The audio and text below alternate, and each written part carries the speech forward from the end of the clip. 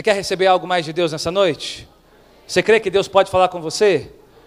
Apesar de mim, você crê nisso? Amém? A minha oração é para que Deus possa alcançar o seu coração diretamente. A minha oração é para que não haja interferências. A minha oração é para que eu não seja a principal interferência, que eu seja a ponte, que eu seja canal, para que Deus alcance ali e traduza. E é o Espírito Santo que faz isso.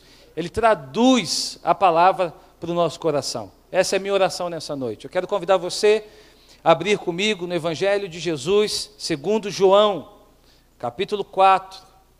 Evangelho de Jesus, segundo João, capítulo 4. Nós vamos ler do verso 1 ao 15.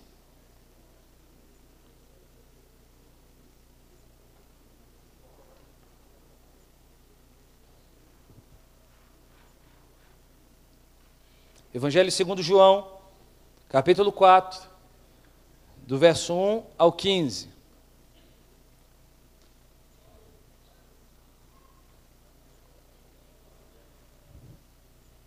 O tema dessa palavra é o poder da presença.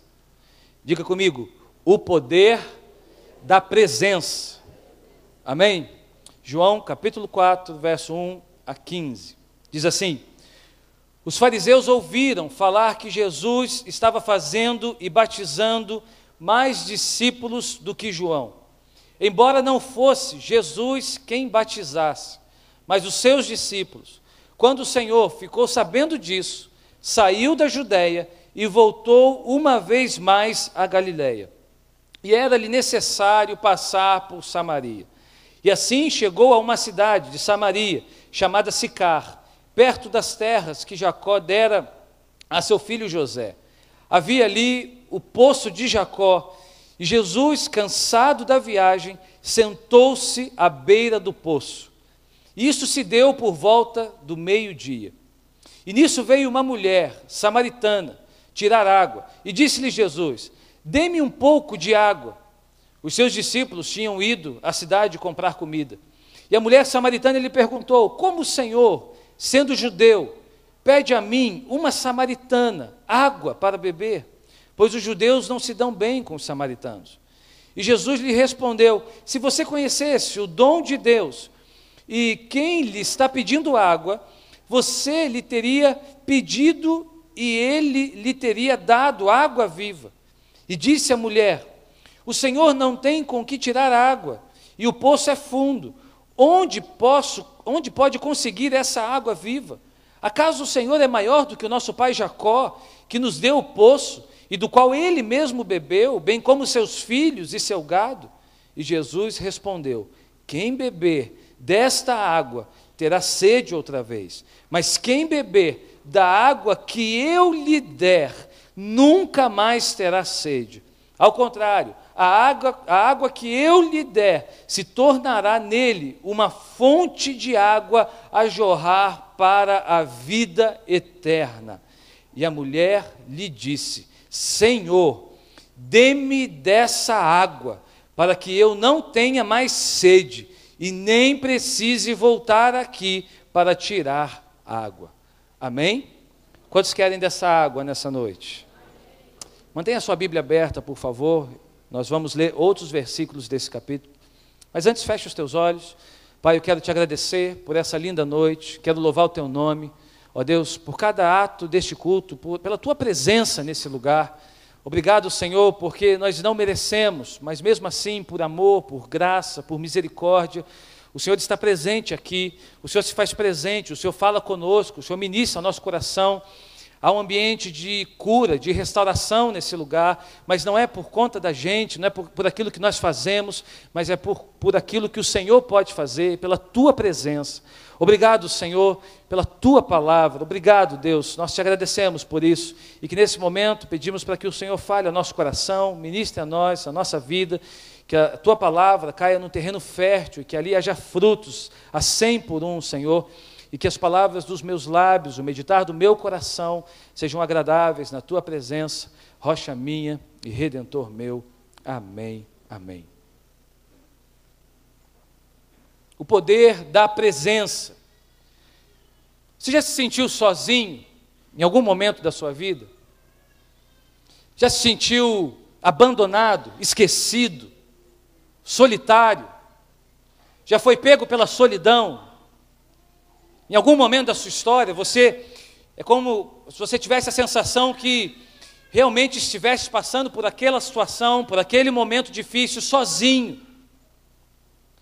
O nome para essa sensação é solidão, e a solidão é uma prisão. Diga comigo, a solidão é uma prisão. E não necessariamente solidão é sinônimo de estar desacompanhado. Solidão não significa, muitas vezes, não ter ninguém para contar. Ou seja, a solidão tem a ver com uma sensação de estar sozinho, mesmo estando num lugar com muita gente. Solidão tem a ver com uma sensação, muitas vezes movida pela força de uma circunstância, ou quem sabe até, às vezes, por uma escolha. Muitas vezes nós escolhemos o caminho da solidão, muitas vezes nós escolhemos sofrer sozinho, muitas vezes nós escolhemos o caminho de independência. Mas ela não tem a ver com somente estar sozinho. Por exemplo, você pode estar aqui nesse auditório repleto de pessoas, mas se sentir sozinho, fruto de uma alma desajustada, de uma alma cansada, sobrecarregada. Muitas vezes, um processo desenvolvido pelo medo, pela depressão, pela rejeição, pela frustração, pela decepção. Não é por falta de alguém, mas é pela sensação de que não tem ninguém. E a bem da verdade é que Deus sempre manda alguém, né, irmãos? Diga comigo, Deus sempre manda alguém. Mas às vezes a sensação é que não tem ninguém. Isso é solidão, e a solidão, ela nos aprisiona. Não confunda solidão com solitude. A solitude é uma separação voluntária para refinar a alma. Essa é uma definição do livro do N. Cordeiro, Andando de Tanque Vazio. Se você encontrar esse livro em algum lugar, compre. Andando de Tanque Vazio. Foi um dos livros responsáveis pelo processo da minha cura, por exemplo. Eu li esse livro quando enfrentava um processo de depressão, e foi um dos livros responsáveis pelo processo da minha cura. E é um livro fantástico, onde ele fala de depressão, fala de carga emocional, fala de burnout, fala de uma série de coisas. Andando de Tanque Vazio. É um livro que tem que ter na sua prateleira. Além da Bíblia, obviamente. A Bíblia é o principal, mas esse você não pode deixar de ter. E ele fala um pouco disso, dessa diferença. E até no livro, ele utiliza a palavra solidão para falar de solitude, mas o livro é uma tradução do inglês. Então, quando você for ver o livro lá, você vai ler solidão, mas na verdade ele está falando de solitude. Porque quando você traduz, você tem um pouco dessas incoerências, né? Por conta da língua. Mas a solitude é uma separação voluntária para refinar a alma. É um estado de afastamento de outras pessoas para reflexão. É uma escolha consciente. Sabe aquele momento que você precisa estar sozinho? Aquele momento que você precisa orar, e é você e Deus. Há um momento que você precisa de separação, há um momento que você precisa de reclusão, não quer ouvir ninguém. Só quer ouvir você mesmo. É o momento que você precisa se derramar na presença do Senhor. Isso é solitude. Não tem nada, não tem nenhum problema nisso. Porque a solitude é uma decisão consciente, onde eu faço, mas depois eu retorno à minha vida normalmente. Eu retorno aos meus relacionamentos normalmente. A solidão é fruto de um desajuste. É diferente. Como eu disse aqui, muitas vezes movido por um processo de depressão, movido por um processo de vergonha, movido por um processo de medo, de culpa, de dor. A solitude, ela pode até se transformar numa solidão, se você não entender a diferença dessas duas ações. E a vida de Jesus, irmãos, ela é marcada por momentos de solitude. E é interessante como, se você for ler os evangelhos, você vai ver também que a vida de Jesus, o ministério de Jesus é marcado por encontros extraordinários, por momentos extraordinários de pessoas que cruzaram a sua vida e que foram completamente mudadas. A história de pessoas foi mudada por um encontro com Jesus. Ou seja, a presença de Jesus ali trouxe um novo futuro, trouxe uma nova história para aquela vida, para aquela mulher, para aquele homem, para aquela criança que encontrou com Jesus, que cruzou com Jesus no caminho. Assim também a minha história e a sua história. Eu e você também certamente podemos relatar alguns momentos em que tivemos a nossa vida mudada, transformada, porque encontramos com Jesus. Porque permitimos que a presença de Jesus trouxesse algo novo para nós naquele momento. É ou não é verdade? Quantos aqui têm um testemunho para contar de um encontro poderoso com Jesus? Olha só quantas mãos levantadas aí. Levanta a tua mão, levanta mesmo. Olha só quantas mãos levantadas. E essa mulher de João 4, ela também teve a sua vida mudada. Essa mulher de João 4, ela sofria de solidão. Não a física, mas uma solidão mais profunda, uma solidão emocional, uma solidão espiritual. Essa mulher, ela não era só uma solitude, ela não ia no poço, fora do horário, só para ter um tempo sozinha, com ela mesma, para pensar na vida, não. O que nós entendemos do texto é que ela ia para o poço, fora do horário, por vergonha, por culpa, por dor, por medo. Por quê? Porque a Bíblia nos fala que ela já havia tido 5 maridos. E o que ela estava atualmente não era o seu marido. Era lá o seu companheiro, mas não era o seu marido. Ou seja, aquela mulher tinha uma história que para aquela época era uma história muito pesada, de dores. Era uma história de vergonha. E ela vai ao poço fora do horário regular. A Bíblia diz que por volta do meio-dia. Era um ofício, na época de Jesus, as mulheres pegar água no poço. É um ofício. Era um trabalho da mulher, a mulher fazia isso. Mas não ao meio-dia, porque meio-dia era um horário onde o sol estava mandando ver. Ainda mais naquela época, naquela região. Região de deserto, uma região extremamente quente. Imagina só o sol do meio-dia, naquela região. Se aqui, a gente no verão já é um desafio para nós, o sol do meio-dia, imagina naquele tempo, naquela região. Mas ela faz questão de ir fora do horário. Ou seja, a impressão que nós temos do texto é que havia um desgaste, havia uma frustração ali, havia uma vergonha ali que a levava fora do horário a fazer uma coisa que ela não encontrasse com outras mulheres, porque ela sabia que se ela fosse no horário comum, na manhã, ela ia encontrar com outras mulheres ali, e provavelmente ela era uma mulher falada na sua vizinhança, na sua cidade. Provavelmente ela era uma mulher visada, todos conheciam a sua história. Todos sabiam quem era aquela mulher, quantos maridos ela já teve, que a relação atual dela era uma relação que a religiosidade, a religião da época não aceitava de jeito nenhum, e ela era condenada por isso. Então, para evitar a vergonha, para evitar a exposição, ela vai para o poço fora do horário pegar água. E ali, com quem que ela encontra? Com quem que ela encontra, irmãos?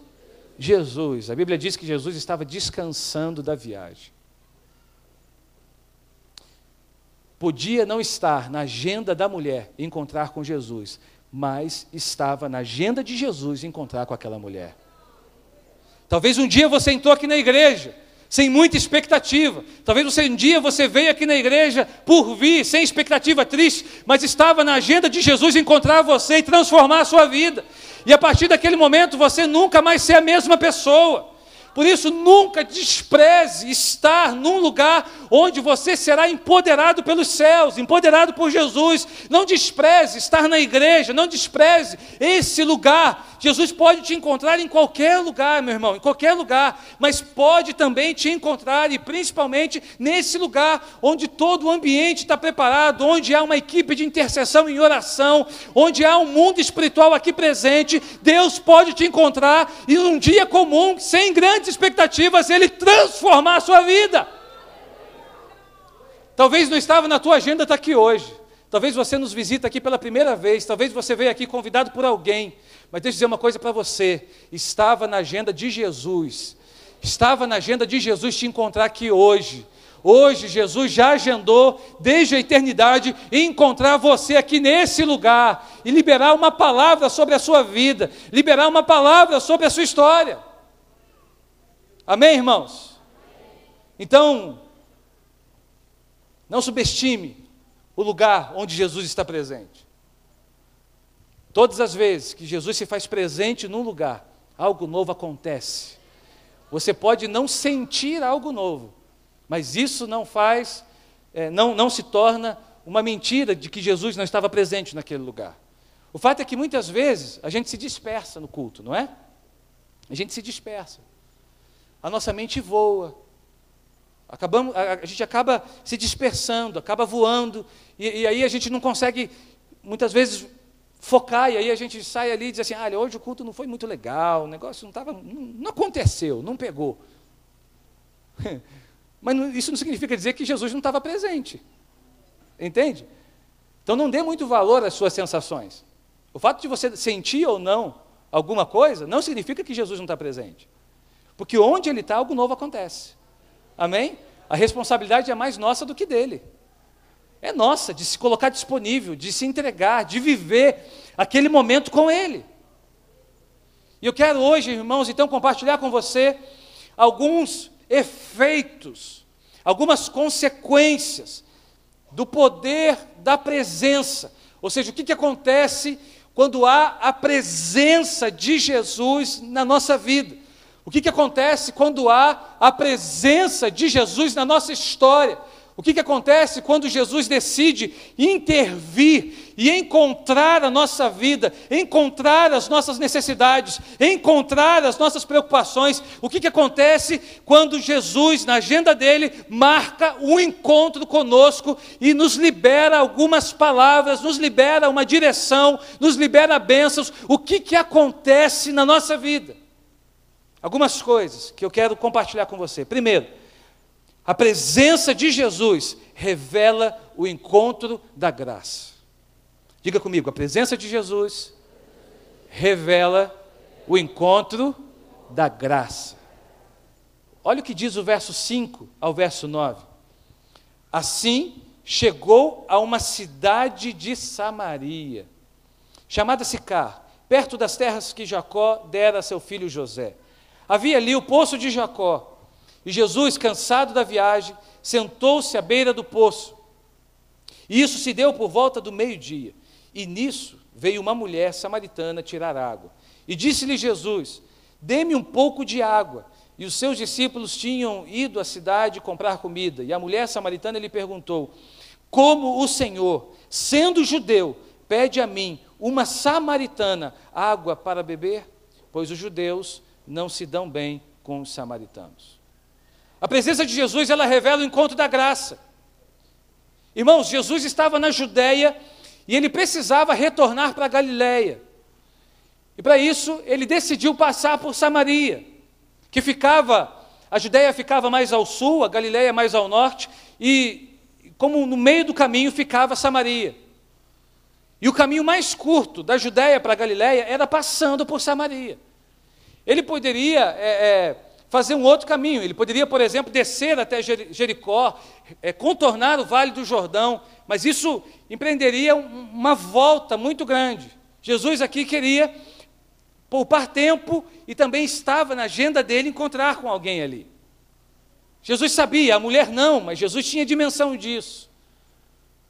E Jesus então faz questão de passar por Samaria. E ele, sendo judeu, começa a conversar com uma mulher samaritana. A Bíblia já nos deu essa informação, de que os judeus não se davam bem com os samaritanos. Certamente você já ouviu falar sobre isso. Certamente você sabe da crise que havia entre os judeus e os samaritanos. Na verdade, os samaritanos foi um povo rejeitado pelos judeus. Na sua essência, eram todos judeus. Mas quando houve lá a dissensão do Reino do Norte, no Antigo Testamento você vê muito bem isso, o Reino de Israel foi dividido em Reino do Norte e Reino do Sul, e o Reino do Norte, ele ele acabou por uma invasão dos assírios. Ou seja, ele deixou de existir. E nessa que o Reino do Norte deixa de existir, os judeus que habitavam aquela região, eles se misturaram com povos estrangeiros. Então, o povo samaritano era uma nação que nasceu de uma mistura dos judeus com povos pagãos, estrangeiros. Por isso, os judeus, que eram judeus legítimos, eles consideravam os samaritanos como impuros, fruto de uma mistura. Então, os samaritanos, eles desenvolveram uma fé própria. Eles construíram ali um caminho próprio para eles, um templo para eles, uma fé própria, dissociada da fé judaica pura. Por exemplo, eles consideravam como palavra de Deus a Torá, os 5 primeiros livros da Bíblia. Eles também esperavam um Messias, mas a crença separada, diferente da crença judaica. E isso gerou muito conflito. Por muitas vezes, você vai ver aqui na Bíblia, por exemplo, os judeus em guerra com os samaritanos. Os judeus excluindo os samaritanos. Você vai ver isso claramente.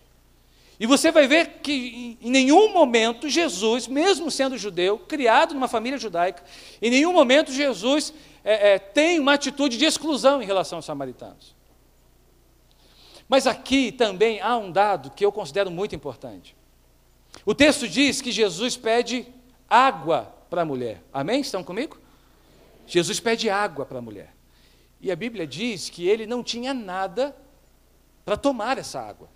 Ou seja, se aquela mulher fosse servir água para Jesus, teria que ser na vasilha dela. Ok? Estão acompanhando? Teria que ser na vasilha dela. Porém, os samaritanos e as mulheres samaritanas estavam num estado de impureza perpétuo, permanente. O que isso quer dizer? Um judeu jamais tomaria água numa vasilha de um samaritano. Deixa eu aproveitar aqui. Um judeu jamais faria isso, porque essa atitude o contaminaria também. A impureza dessa mulher samaritana, desse samaritano, passaria ao judeu.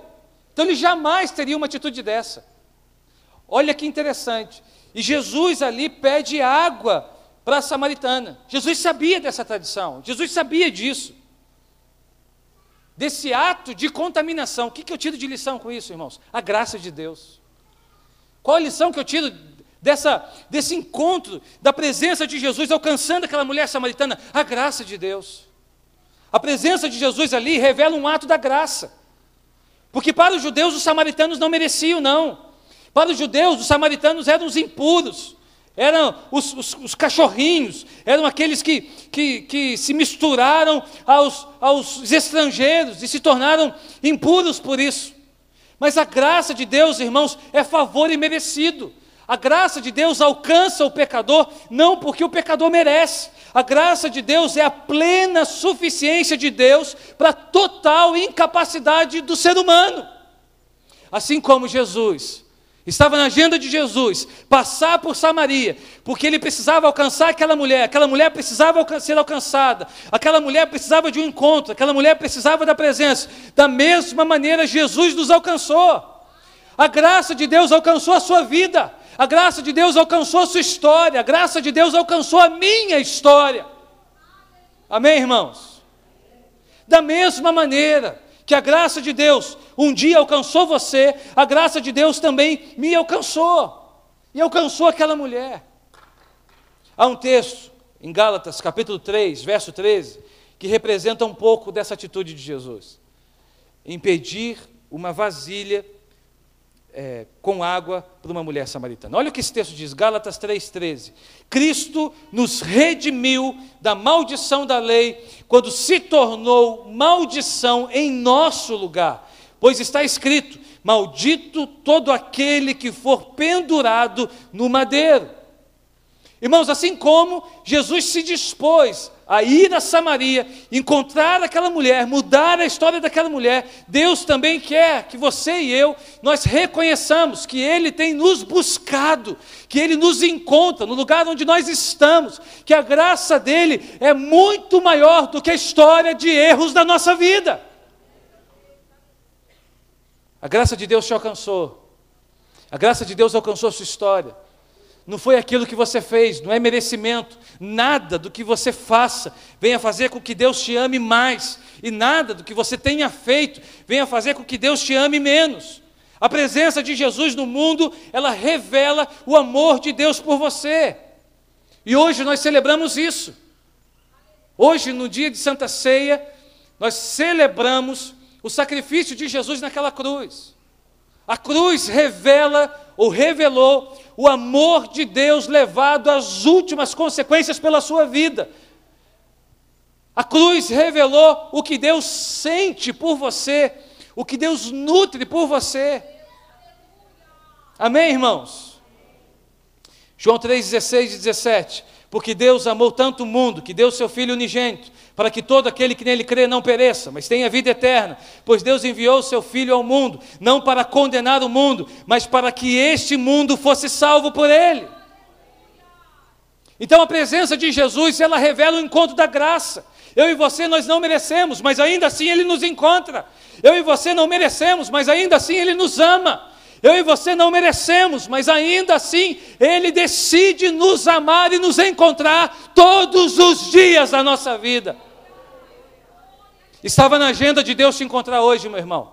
Estava na agenda de Deus alcançar a sua vida. Estava na agenda de Deus se revelar a você. Estava na agenda de Deus te dar um novo sentido. Estava na agenda de Deus transformar a sua história. A minha pergunta para você nessa noite é: como é que você chega até aqui? Como é que você chega aqui nesse lugar? O que você traz à presença de Jesus nessa noite? Tristezas? Há tristeza no seu coração? Há dores que precisam ser tratadas? Há feridas na alma? Há vergonha do seu passado? O que você traz aqui hoje? Você traz um passado de escolhas erradas? Você traz um passado de más escolhas? Qual é a sua história de vida, meu irmão? Minha irmã, qual é a sua história de vida?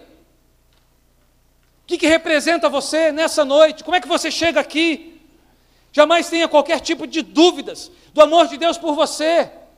Ainda que a sua história tenha sido uma história de vergonha, de tristeza, de dores, de feridas, Deus te ama. Deus ama você, Deus te trouxe até aqui, Deus ama a sua história. E o encontro com a presença dEle dará a você um novo sentido para a sua vida.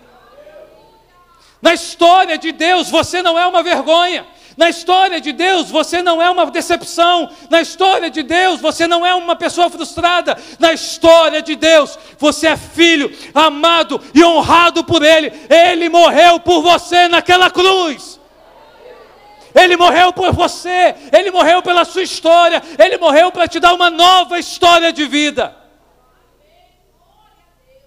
Amém? 2 Coríntios 12, 9. Mas Ele me disse: a minha graça é suficiente para você, pois o meu poder se aperfeiçoa na sua fraqueza. Diga comigo: o poder dEle se aperfeiçoa na minha fraqueza. Amém? A segunda coisa que a presença de Jesus revela, ou nos revela, é que a presença de Jesus, ela traz cura e restauração. Além de ser um encontro da graça, a presença de Jesus traz cura e restauração. Diga comigo: cura e restauração. Olha o que diz o verso 16 a 19. Ele lhe disse: vá, chame o seu marido e volte. Não tenho marido, respondeu ela. Disse-lhe Jesus: você falou corretamente, dizendo que não tem marido. O fato é que você já teve 5, e o homem com quem agora vive não é seu marido. O que você acabou de dizer é verdade. Verso 19, disse a mulher: Senhor, vejo que é profeta. Agora nós vamos para o verso 21. Jesus declarou: creia em mim, mulher, está próxima a hora em que vocês não adorarão o Pai neste monte, nem em Jerusalém. Verso 25, disse a mulher, eu sei que o Messias, chamado Cristo, está para vir. Quando ele vier, explicará tudo para nós. Olha o que Jesus diz para ela. Verso 26. Eu sou o Messias. Eu que estou falando com você. Meu Deus, você pode dizer glória a Deus? Você entende o que Jesus fez? Jesus está curando aquela mulher. Jesus está curando o passado de dor e de vergonha daquela mulher. Jesus está dando um novo sentido para a história daquela mulher. O Messias estava na frente dela, falando com ela. Uma mulher que era desprezada, uma mulher que vivia enclausurada, uma mulher que vivia com as suas dores do seu passado, um passado de vergonha. Nós não sabemos a história dela, sabemos apenas que ela teve 5 maridos. E o atual que ela estava não era marido dela. Mas nós não sabemos o que aconteceu, se os maridos foram pedindo divórcio um atrás do outro, ou se teve algum deles ali que morreu, por exemplo. Nós não sabemos disso. O fato é que, por algum motivo, ela não estava casada. Você tem uma mulher, e naquela época isso já era uma condição difícil. Você tem uma samaritana, que para os judeus vivia num estado de impureza perpétua, e você tem uma mulher samaritana que vivia com um homem sem ser casada. Você imagina o tamanho do fardo que essa mulher carregou até aquele momento? O tamanho da dor que ela carregou, o tamanho do preconceito que ela sofria, da exclusão que ela sofria, de uma vida solitária, de não poder ter amigas, de não poder se relacionar com as pessoas, porque ali era taxada como uma pecadora, como alguém que não merecia estar entre nós, não tinha essa condição. E a presença de Jesus ali, irmãos, trouxe para aquela mulher um novo sentido. Jesus aceita aquela mulher. Você não vê em nenhum momento da história uma palavra de condenação da boca de Jesus. Sabe por quê, irmãos? Simples assim, porque a gente não está aqui para condenar ninguém. A gente está aqui para ser instrumento de restauração na vida de pessoas. Então cuidado com uma palavra que você lança para alguém. Lance palavras de vida, de bênção. Lance palavras de graça. Você não está aqui para julgar pecado de ninguém, meu irmão. Não ocupe o lugar de Deus. Não faça o que Deus vai fazer. Você não está aqui para ser julgador. Você está aqui para ser ponte, para ser canal, para ser instrumento. Para que essa pessoa amanhã tenha um encontro com Jesus como você um dia teve. Então para de ocupar um papel de juiz. E dizer assim, nossa, você, pecador, se afasta de mim. Nossa, você não merece estar aqui. Nossa, você não merece participar da Santa Ceia. Quem somos nós para determinar o que Deus, só Deus conhece, que é o coração? Durante muito tempo a igreja foi um lugar de condenação. Deixou de ser hospital para ser um lugar de condenação. As pessoas vinham para a igreja e se sentiam ainda mais condenadas, ainda mais excluídas. Meu irmão, Jesus levantou a igreja nessa terra para salgar. Jesus levantou a igreja nessa terra para ser luz. Jesus levantou a igreja nessa terra para levar pessoas para o céu. Jesus levantou eu e você para sermos instrumentos de restauração e cura na vida das pessoas. Você quer assumir essa missão? Então levanta a tua mão aos céus, diz assim, eu fui chamado por Jesus para ser instrumento de cura e restauração. Diz para o Senhor, eis-me aqui, Senhor, me usa para ser um instrumento nas tuas mãos, um instrumento nas tuas mãos. Você foi chamado nessa terra para ser hospital, meu irmão. Para ser hospital na vida de pessoas. Por isso, olha para mim, cuidado com o que você diz. Eu ministrava hoje aqui pela manhã. O que você diz, Provérbios 18, se eu não me engano, o que você diz pode salvar ou destruir uma vida. Quantas pessoas você conhece que estão fora do Evangelho, porque o nome dessa pessoa estava na boca de todo mundo? E eu não estou falando esse estar na boca de todo mundo, eu não estou falando de um clube lá fora, eu estou falando da igreja. Estou falando da gente. Cuidado. Eu e você, nós somos chamados para sermos instrumentos de cura, de restauração. Jesus aceita aquela mulher, apesar do passado dela, apesar do seu estado atual. Jesus aceita e aquela mulher começa a receber então uma cura na sua identidade. Porque ela não precisava de uma cura física, ela precisava de uma cura interior, ela precisava de uma cura mais profunda, ela precisava ser curada de dentro para fora. Não era no físico, não era algo que aparentemente, pelo que a gente vê no texto, não temos informação sobre isso, mas não era algo que era aparente, era algo que era dela, na sua identidade, no profundo do ser. Jesus então ali começa a curar aquela mulher e ela começa a receber a cura da sua identidade. A aceitação de Jesus foi maior do que o pecado dela. Jesus a aceita, Jesus se apresenta a ela: eu sou o Messias, eu estou na tua frente. Quantas vezes ela, com ela mesma, ela talvez falasse: eu não mereço nada, eu tenho a minha vida relacional frustrada, eu não consigo dar certo com ninguém, nenhum relacionamento que eu tive até hoje deu certo, as pessoas me conhecem lá fora como a mulher do sexto marido, a mulher do sexto homem. Irmãos, nós não estamos aqui, por exemplo, para estabelecer juízo sobre essa mulher, nós não sabemos o que aconteceu. Assim como também nós não estamos aqui para estabelecer juízo para ninguém, sobre ninguém. Quem somos nós?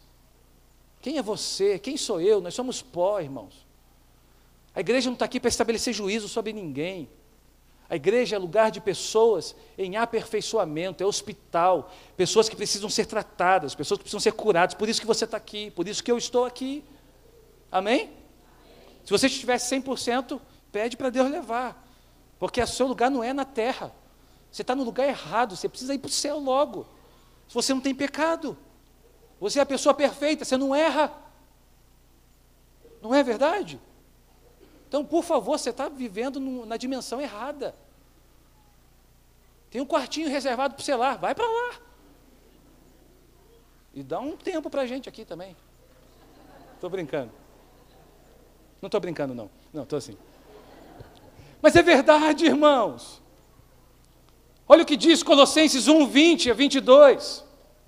Por meio dele, reconciliar-se consigo todas as coisas, tanto as que estão na terra, quanto as que estão nos céus, estabelecendo a paz pelo seu sangue derramado na cruz.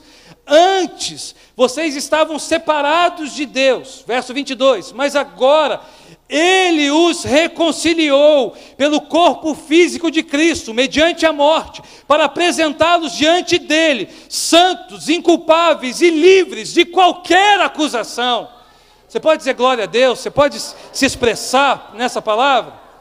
Você se tornou por Ele uma pessoa livre de qualquer acusação. A acusação que estava sobre a sua vida, Ele tirou, porque Ele morreu por você, Ele morreu para te dar liberdade, Ele morreu para que você fosse uma pessoa livre. Diga comigo: eu sou livre. Agora, se de você foi tirado toda acusação, isso também precisa te levar a não ser um acusador. Amém? Quem acusa é o diabo, meu irmão. Assim como eu falava aqui hoje de manhã, que rebeldia é espírito de Satã, é espírito de Satanás, acusação também. Você não é filho do diabo. Amém? Você é filho de Deus. Amém? Então você não pode acusar. Porque quem acusa é Satanás. Quem é o acusador? O diabo. Quem é conhecido como acusador na Bíblia? O diabo. Quem é conhecido como rebelde na Bíblia? O diabo. Quem se rebelou na Bíblia? O diabo. Então todas as vezes que você é levado por um espírito de rebeldia e de acusação, você é mais parecido com o diabo do que com Cristo. Ficou pesado, né? Igual hoje de manhã também ficou pesado. Meu Deus, ficou muito pesado. Mas é verdade. Dói para a gente ouvir um negócio desse, mas é verdade. Por isso a igreja tem que ser hospital, por isso a igreja tem que ser lugar de tratamento, por isso a igreja tem que ser um lugar de restauração, de cura. E a presença de Jesus faz isso. Entenda, Jesus não revela o passado da mulher para acusá-la.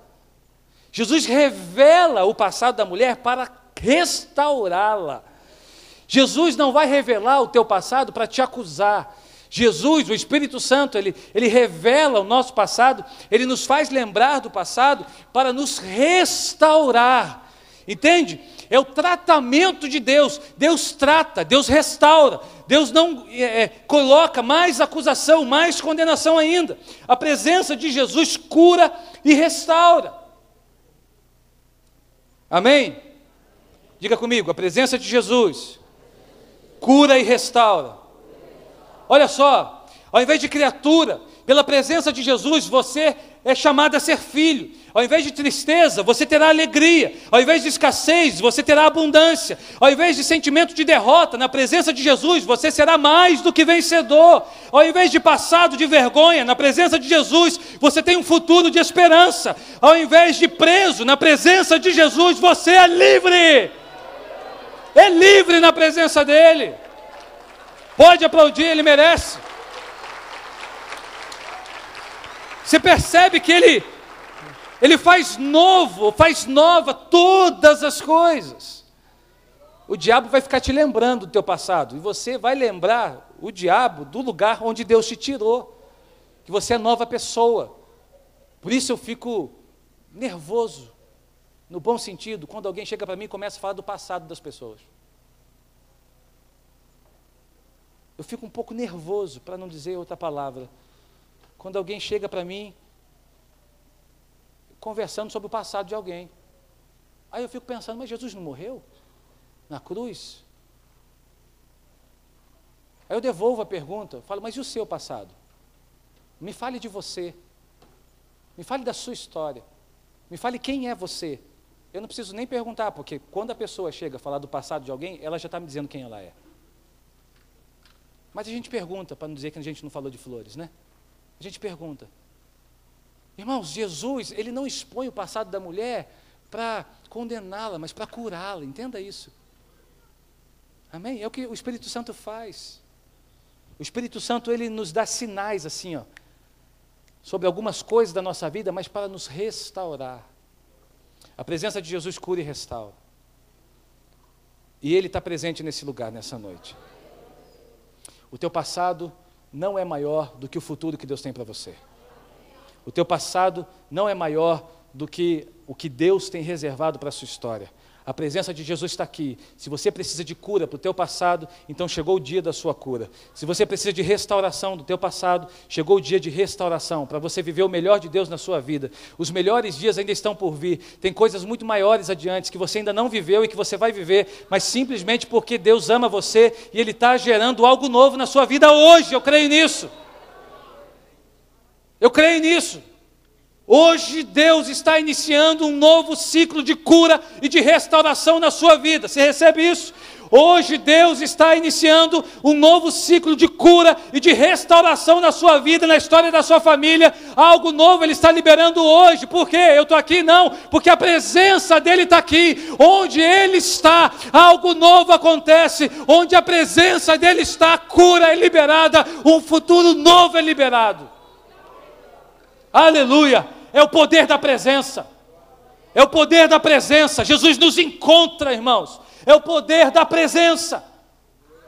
A história daquela mulher foi mudada. E veja o que acontece. E eu passo para o terceiro princípio. Verso 28 a 30. Então, deixando o seu cântaro, a mulher voltou à cidade e disse ao povo: venham ver um homem que me disse tudo o que eu tenho feito. Será que ele não é o Cristo? Então saíram da cidade e foram para onde ele estava. Aquela mulher estava curada do seu passado. A vergonha não prendia mais ela. Diga comigo, a presença de Jesus também traz mudança de prioridades. Amém? Ou seja, depois que ela recebe aquela palavra, a Bíblia diz que ela deixa o cântaro. Irmãos, ela deixa a vasilha de lado. Ela foi buscar água. Ela tinha que, no mínimo, voltar com a água. Concorda comigo? Concorda, sim ou não? Mas ela muda a prioridade da vida dela, ela fica ela está tão curada, ela está tão restaurada, ela está tão extasiada por aquilo que Jesus tinha feito, que ela deixa o seu cântaro de lado. E vai para a casa dela e para a cidade sem água. Mas é interessante que ela deixa o cântaro, porque ela agora estava debaixo, ou sendo movida por uma fonte de água viva, por uma fonte abundante de água, que não ia caber naquele cântaro que ela estava carregando. Aquela fonte de água que poderia saciar a sua sede, não só física, mas a sede da sua vida, da sua história. A presença de Jesus cura aquela mulher. Preste atenção, o lugar que antes era de dor, tristeza e lamento, agora esse lugar, ele se torna um lugar de adoração, gratidão e testemunho. Um lugar que era de dor, tristeza e lamento, vergonha, onde ela evitava estar, onde ela evitava frequentar num determinado horário.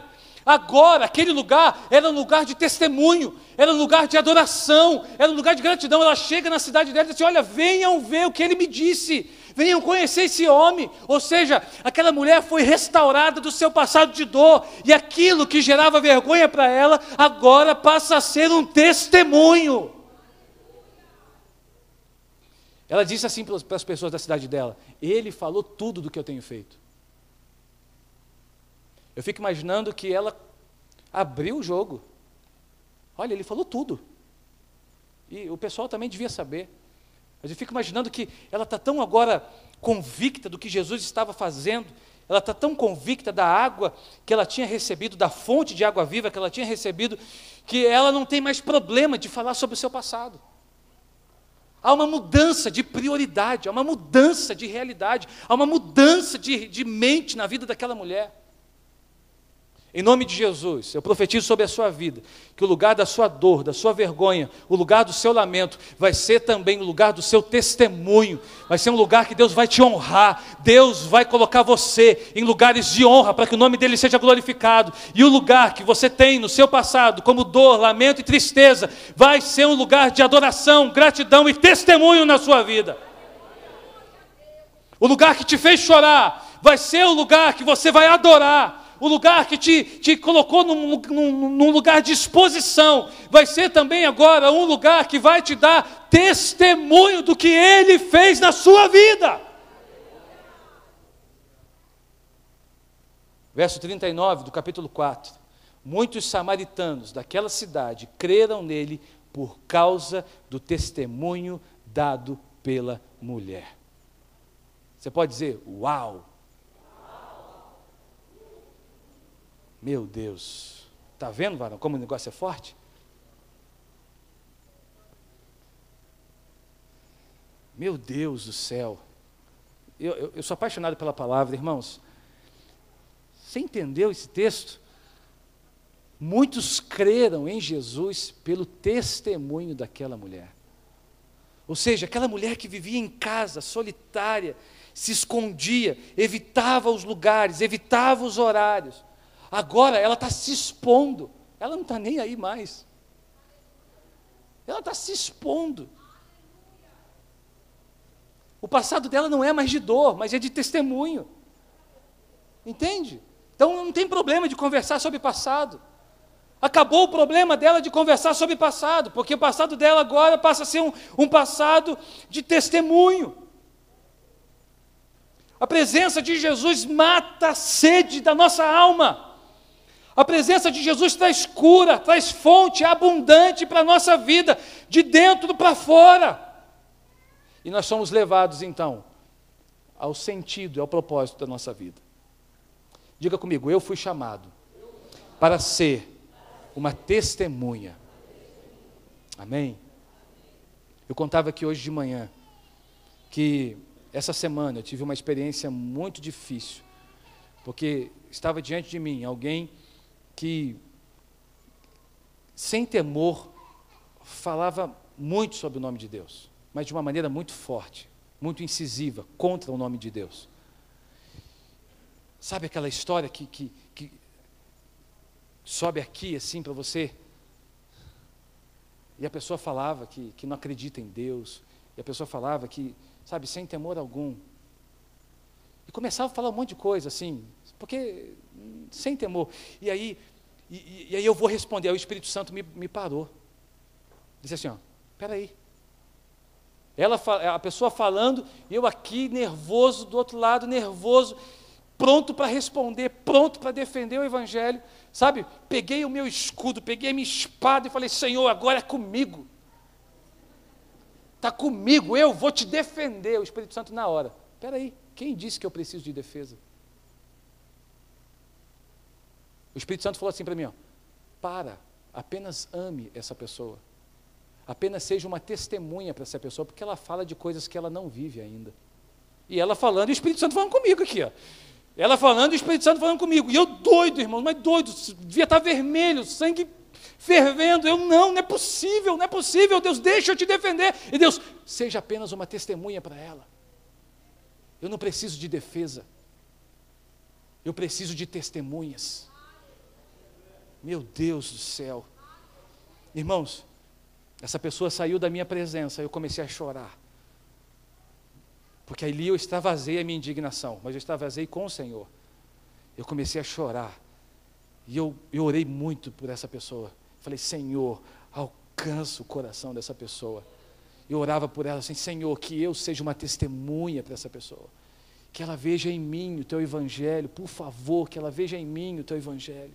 E eu não falei uma palavra de defesa ao Evangelho. Sabe por quê, irmãos? Deus não nos chamou para defender o Evangelho, Deus nos chamou para sermos testemunhas.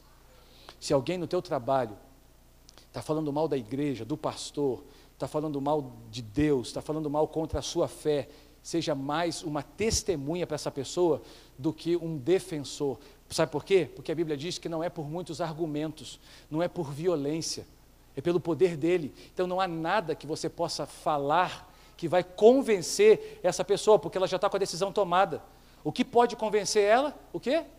O Espírito. Não é o seu discurso, não é o seu argumento. E como que o Espírito pode ser despertado na vida dela? Pelas suas atitudes, pelo seu procedimento. Porque nós defendemos na frente, mas pecamos atrás. Nós defendemos na frente, mas agimos mal atrás. E aí o nome do Senhor fica mais em vergonha ainda. Tem muita gente que bate no peito para defender o Evangelho, para dizer que é o defensor da palavra, para dizer que é o defensor da igreja, o defensor da fé, mas não dá testemunho na sua casa, não dá testemunho no seu casamento, não dá testemunho para os seus filhos, não dá testemunho para a sua vizinhança. E aí, como é que fica? Que defensor é esse? Através da sua vida, da sua história, da sua maneira de ser, Deus vai alcançar outras pessoas. Amém?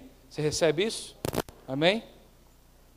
Quarto e último princípio que eu aprendo nessa noite. A presença de Jesus, ela também traz esperança para a eternidade. Diga comigo, esperança para a eternidade. Versos 13 a 15. Olha o que Jesus diz para essa mulher. Quem beber desta água terá sede outra vez, mas quem beber da água que eu lhe der, nunca mais terá sede. Ao contrário, a água que eu lhe der se tornará nele uma fonte de água a jorrar para a vida eterna.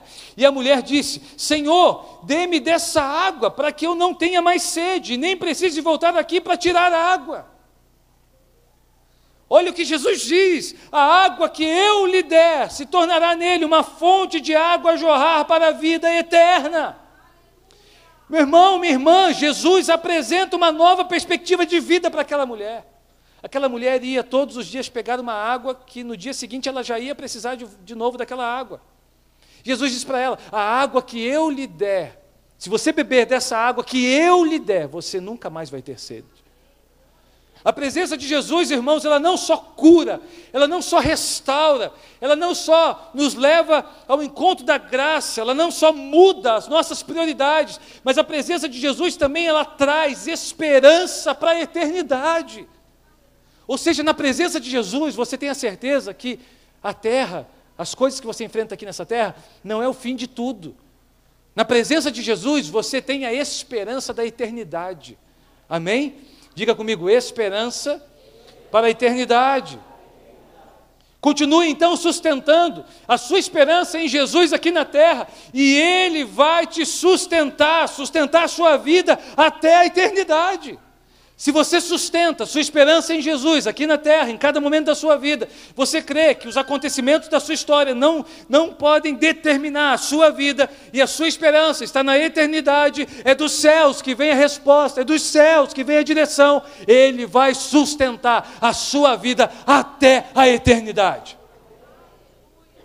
Você vai chegar no céu, amém? Diga comigo, eu vou chegar no céu. Fala um dia, eu vou chegar no céu. Então sustenta essa esperança. Tem gente, irmãos, que fica desanimado quando vê jornal, não é? Aquele monte de roubalheira, aquele monte de notícia de violência, e realmente dá desânimo mesmo. Mas a sua esperança precisa estar na eternidade. Há um lugar onde não há choro, não há estupro, não há violência, não há dores. Há um lugar onde não há morte, não há escassez. Há um lugar de abundância. Há um lugar onde só há paz, onde só há vida. Há um lugar que você vai adorar o Senhor 24 horas. Aliás, não tem tempo nesse lugar. Há um lugar que Deus tem preparado para você, que é o lugar que alguns já habitam nele, e é um lugar que eu e você habitaremos. Então, viva na terra com a esperança dos céus. Viva na terra com a esperança da eternidade. Viva na terra entendendo que esse não é o lugar que Deus criou e Deus estabeleceu para você viver eternamente. Há um lugar muito melhor do que esse que já está preparado para você habitar na eternidade. A água, Jesus diz para aquela mulher, a água que eu lhe der, ela se tornará nele uma fonte de água a jorrar para a eternidade. Não vai ter mais sede. Não vai ter mais dor, não vai ter mais pranto, não vai ter choro, não vai ter derrota. Viva hoje o padrão da eternidade na sua vida. Viva hoje a abundância dos céus na sua história. Veja bem, o que Deus prometeu para você não é só uma coisa que Ele vai cumprir lá na frente, não. Você pode viver o padrão da eternidade hoje, na sua vida. É só você ser movido pelos valores dos céus. É só você ser movido pelos valores celestiais. Amém? E nada vai te parar. Não há dor, não há decepção, não há passado de vergonha que seja maior do que a esperança que o Senhor tem preparado para nós, a esperança que Ele tem para você. Por isso a sua esperança não deve estar nas notícias de jornal, a sua esperança não deve estar no governo, a sua esperança não deve achar que tudo vai melhorar nessa terra, porque não vai melhorar. A sua esperança deve estar no Senhor Jesus. É nele que você precisa depositar a sua esperança. A água que Ele lhe der vai matar plenamente a sua sede. Amém? 2 Coríntios, capítulo 4, eu termino com esse texto, versos 16 a 18. O pessoal do louvor pode subir. 2 Coríntios, capítulo 4, versos 16 a 18, diz assim: por isso não desanimamos. Mesmo que o nosso corpo vá se gastando, o nosso espírito vai se renovando dia a dia, e essa pequena e passageira aflição que sofremos vai nos trazer uma glória enorme e eterna, muito maior do que o sofrimento, porque nós não prestamos atenção nas coisas que se veem, pois o que pode ser visto dura apenas um pouco, mas o que não pode ser visto dura para sempre. O que Deus tem reservado para você, meu irmão, minha irmã, são coisas que vão durar para sempre, onde o ladrão não pode roubar, onde ninguém pode surrupiar, onde nada se perde. O que Deus tem preparado para você são bênçãos eternas. Viva a luz da eternidade na terra, viva sob a abundância dos céus, viva sob os valores do eternos, e viva uma vida de filho e de filha do Senhor nessa terra. Você é filho do rei, meu irmão. Diga comigo, eu sou filho do rei. Você é filho, filha do rei. Viva pelo Rei, viva pelo reino, viva na abundância. No céu não vai ter reclamação não, então por que você reclama? Isso é para mim também. No céu não vai ter murmuração, então por que você murmura? Eu também. Então viva na abundância. Se Deus não te deu ainda, é porque não é o momento. Se Deus ainda não fez, porque ainda não é a hora. A presença de Jesus, irmãos, ela revela algo que o nosso corpo, por si só, ele não pode provar. Porque tudo que nós vivemos aqui é temporal. Então viva na abundância da eternidade. Que seja na terra como é nos céus. Na sua vida, na sua casa, na sua família. Seja na terra como é nos céus. E há uma promessa. Jesus diz lá em Mateus 28, verso 20: eu sempre estarei com vocês até o fim dos tempos. Amém, Jesus. Deixa eu dizer uma coisa para você. Ele sempre está com você. Não há um momento sequer que a presença dele não está na sua vida. Ele pode não aprovar. Ele pode não aprovar uma atitude ou uma decisão sua. Ele pode não aprovar algo ou algum caminho que você tenha seguido, mas ele sempre está com você. Amém? A presença de Jesus é tudo o que você precisa. A presença de Jesus é tudo o que você precisa. A presença de Jesus é tudo o que eu preciso. E nessa noite há um convite de Jesus para nós nesse lugar. Apocalipse capítulo 3, verso 20: eis que estou à porta e bato. Se alguém ouvir a minha voz e abrir a porta, entrarei e cearei com ele e ele comigo. Há um lugar de intimidade na presença de Jesus. Aleluia. Há um lugar de profunda intimidade. A presença de Jesus é tudo o que você precisa.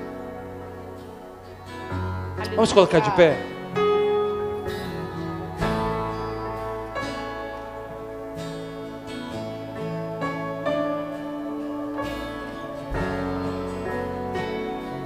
Aleluia.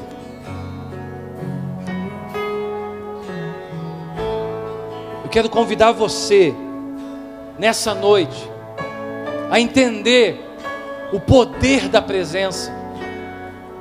Quero convidar você nessa noite a se colocar no lugar dessa mulher samaritana que teve a sua história transformada, que teve a sua vida transformada pelo poder da presença, pelo poder da presença. O poder da presença promoveu um encontro de graça. Ela não merecia, nós também não. O poder da presença gerou cura na história daquela mulher, mudou a sua vida, mudou as suas prioridades. O poder da presença, irmãos, transformou definitivamente a esperança daquela mulher. Antes ela tinha uma água que acabava no dia seguinte.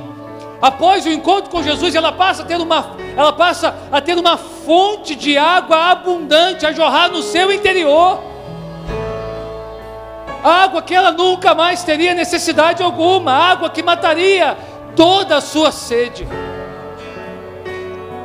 A presença de Deus é tudo o que você precisa. Entenda isso. A presença de Jesus é tudo o que você precisa. É tudo que a sua história precisa. Os irmãos já estão preparados para a ceia, mas eu quero dizer que nós não vamos servir a ceia ainda, ok?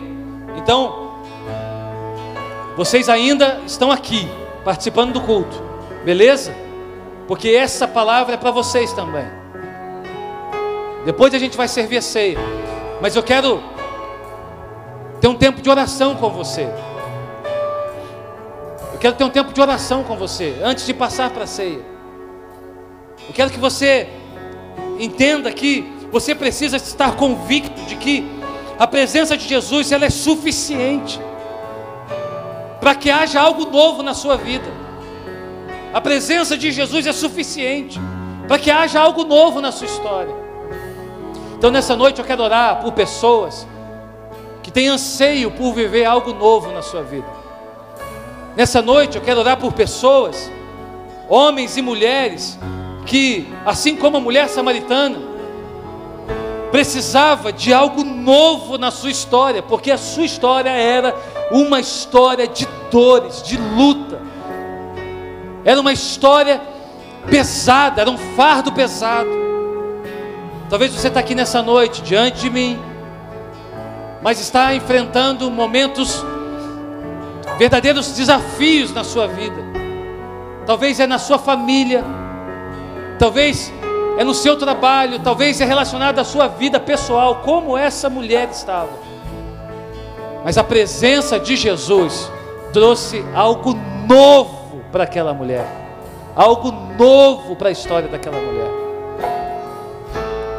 Enquanto nós adoramos ao Senhor, quero convidar você a assumir uma posição de filho, de filha nessa noite, a entender que a presença de Jesus é tudo o que você precisa e que Ele está com você para gerar algo novo na sua vida hoje, nesse lugar.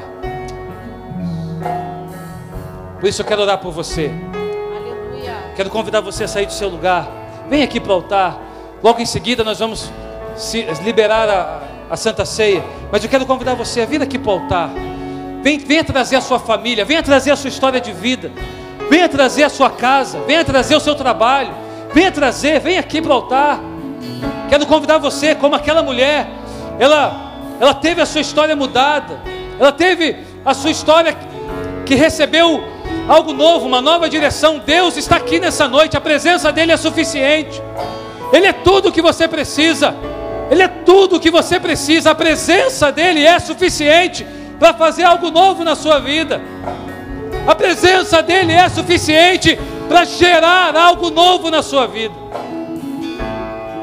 De repente você está aqui nessa noite e você precisa que algo novo seja gerado na sua história, uma porta nova seja aberta, uma porta nova seja gerada. A presença de Jesus é suficiente para você.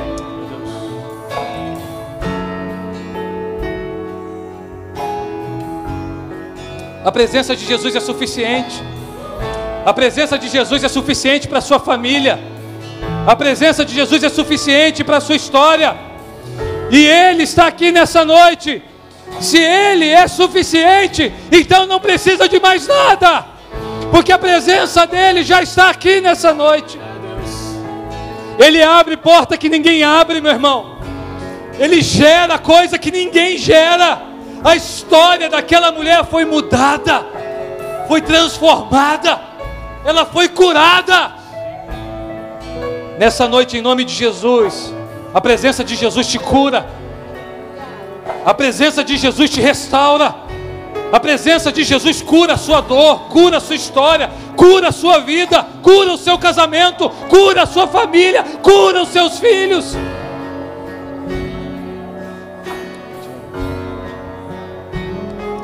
Ainda que eu ande pelo vale da sombra da morte, o teu amor lança fora o medo.